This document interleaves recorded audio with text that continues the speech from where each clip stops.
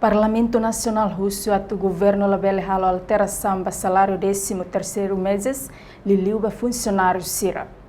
Carmelita Moniz, deputado Comissão A, nebe trata assunto conaba constitucionais e justiça, hato idane foi em plenária e Parlamento Nacional dele, segunda-feira, Lorong 5 dezembro tinangne. Niamos afirma, governo labele halo alteração, tamba osamba salário 13 meses, aprova ona ia oze tinang rihun rua ronulu resen rua.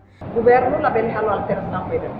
Tamba, osam ida ba 13º mês, gaji que 13 para funcionários públicos soto, nene aprovação ita Orçamento Geral do Estado 2022. Orçamento Geral do Estado 2022 é essa lei ida.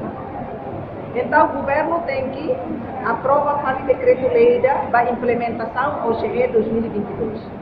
Decreto-lei da implementação OGE 2022, labele contraria a lei Orçamento Geral do Estado 2022, né, primeiro.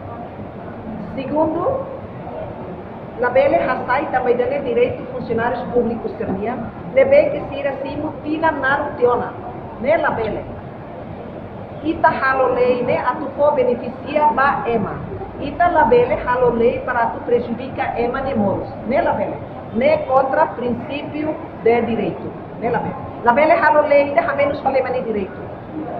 Lei a lei para o beneficia ba EMA e funcionários públicos nesse de direito ba gaji que 13. Sobre $200, subsídio $200 para povo vulnerável sira, ne buatqueta kida, na bela tawa nessa. Ne ajuda social ida, ne be que governo caracó ba povo sira, ne be que vulnerável ou trabalhadores sira ne be que tinha rendimento menos de $500.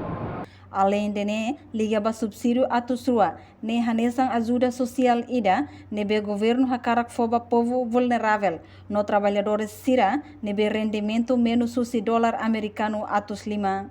Reportagem Celestina Falo, Imelda Fátima, Televisão Timor Post.